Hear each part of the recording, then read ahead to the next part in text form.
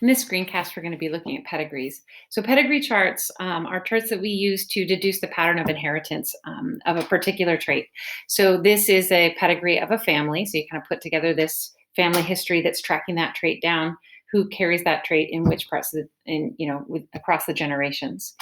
And when you read this chart, you can end up actually making some assumptions. You can often deduce if the trait is autosomal, or if it's sex-linked, or if it's dominant or recessive. And so we can use these to track the traits. Now, often we use these, like genetic counselors will, to see if there's a disorder that runs in the family. But it could be used for anything. It could be used for eye color, so it doesn't have to be like a disorder or a disease. All right, so let's figure out how to read it. So if you see squares, that means that it's a male, and if you see circles, that means female. And then if it's filled in versus not filled in, so here's some that are filled in and some that aren't. If it's filled in, if it's solid, it has the trait. And if it's not, then that individual doesn't have the trait. So you can kind of go around and see who has the trait and who doesn't have the trait when you're tracking down along the family tree. Okay, so then we can use this information to figure out, is the trait dominant or recessive, or is it autosomal or sex-linked? All right, so the first thing you want to do is go into the tree and look for a set of individuals that are a set of parents, right? A couple that has one phenotype and their child has a different phenotype. So here's a scenario where two parents don't have the trait, and they have a child who has the trait. And here's another scenario where the two parents have the trait, but then their child does not. So when you look at these, when you see this scenario, you won't see them both in the same pedigree. You'll only see one or the other, if they're there at all. But if you see one, then if you see this where two parents don't have it and they have a child who does, that means the trait is recessive. Okay, so two parents who do not have the trait has a child who has the trait, that is recessive. If you have two parents who have the trait with a child who doesn't, that means it's a dominant trait. And I want you to hit pause and I want you to think about, how can we tell that, and what would be the genotypes of the family members in this pedigree and in this pedigree? Okay, so now that you're back, all right, so we know that the only way, if it's just a completely dominant trait, right? There's the only way that two parents could have one phenotype and an offspring with something different is if the parents were heterozygous. So in this example, we know the child, since it's recessive, of course, wouldn't have the trait, right? Or sorry, would have the trait. Homozygous recessive here would be their genotype. And the only way they could have a different phenotypes than the parents is if the parents were heterozygous, because they'd get this allele from mom and this allele from dad.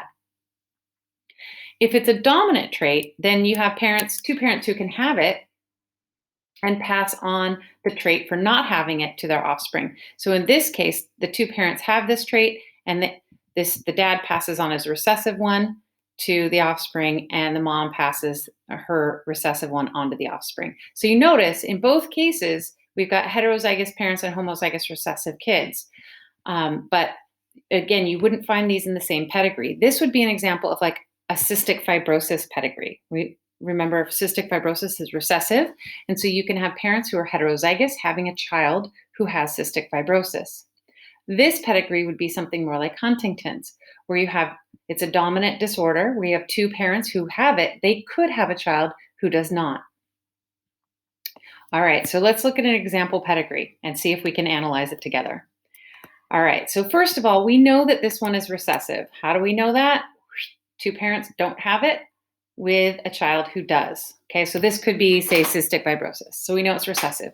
So now what you want to do is you want to go through, and for now we're just going to say that it's autosomal, and we'll go through and put all of the genotypes on all the individuals on this pedigree. So the first thing we know, we know these individuals, right? We know that the child is homozygous recessive and the parents are heterozygous. Well, because we know the child's homozygous recessive, we can actually go and fill in all of the individuals who have the trait or who have cystic fibrosis by boom, boom, boom, boom, boom, right? So all of these individuals. Anybody who has the trait is automatically homozygous recessive in this case after we've made this deduction. All right, so now then we can go through and figure some things out with the ones who don't have it. And there's some things that we could know for sure. One thing we know, if we're looking at this family here, these two children have it. So they got one of their recessive alleles from dad, and they have to get the other recessive allele from mom. So we know that mom is going to also be heterozygous.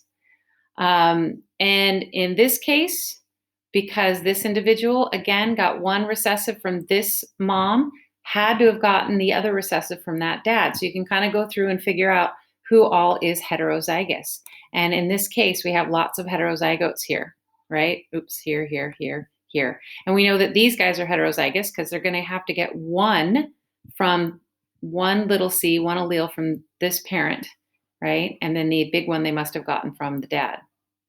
The only one we don't know, this one is also heterozygous. The only one we don't know is this one. So this could be big C, little c, or big C, little c, because we know it got one little c from the dad and it got the big C from the mom, but we don't have any parents to kind of go back on and figure that out. So this is the only one that's in question, and we've kind of figured the rest of them out.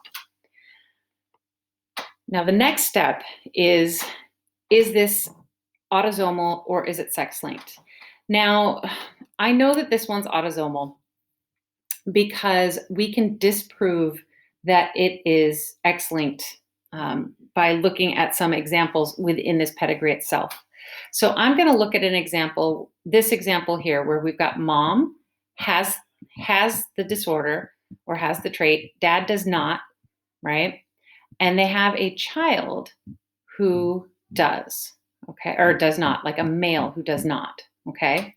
So mom has it, dad doesn't, and the kid here, this male, does not have it. Now, would that be possible? Well, we know if it's X-linked recessive, the genotype of mom would have to be X little c, X little c. And her son is going to have to get one of those from the mom and only gets a Y from the dad. So if she passes on the recessive trait and then he's got a Y Ys don't balance that out. So there's no way that could be possible, because for him to not have it, he would have to have the dominant allele, and that wouldn't be possible if he has a mom who has the trait. So we know this is autosomal because we have disproved sex-linked. Okay, you can't prove autosomal, you can just disprove sex-linked. Okay, so we know that would not be possible. Okay, so now let's take a look at an X-linked trait. So this is tracking hemophilia, and we've got an X-linked recessive disorder because we know that's what hemophilia is, but I'm going to kind of show you how you can figure out at least, what some of the genotypes and phenotypes are. You could first go through and say, oh, hey, we know it's recessive, okay? And you could go through and put in all the autosomal, little h, little h, little h, little h, and so on for all the individuals who have it, and then figure out who's heterozygous and who's not. In this case, because we know that it's X-linked because it's hemophilia, I'm going to just start with the X's and Y's. Okay, so first of all, we know that if it's X-linked recessive, if a male has it, this would be his genotype. Okay, so little c, it should be an H, but little c and Y, we could pretend it's color blindness. So here is Louis, and he has it, and we know that any of the males are going to have the exact same genotype. Okay, and in fact, the males in sex-linked ones are pretty easy because they only have one X chromosome. So we know that the rest of the males, these guys, will all have the dominant allele. Right, now we got to go through and figure out the women in here, so the females, and we know that if you've got a mom who has a child who has it, then she has to have at least one recessive allele. So we know that Queen Elizabeth here is heterozygous. We know Beatrice, heterozygous. And we know here Alexandra, because she had to get this one from her dad because she must have gotten the other one from her mother. Okay. And then the one we don't know then would be Princess Victoria, because she could have gotten one of these two from mom, but definitely got this one from dad. So we know that she might be heterozygous, might not, but we don't know for sure. Actually, this one I probably couldn't have tagged. Okay, so now, and we don't know what Frederick is. I'm sorry that that's tagged. Oh no, we do know because I'm sorry, because he is, because it's a male and it only has one and he doesn't have it. All right, so now, the reason why I'm just going to say it's sex-linked is because I know that this one's tracking hemophilia. This would work for autosomals too. You could go through and put in all the autosomals and it would work. But we can't disprove it being sex-linked. We've already looked through and seen that everything works out.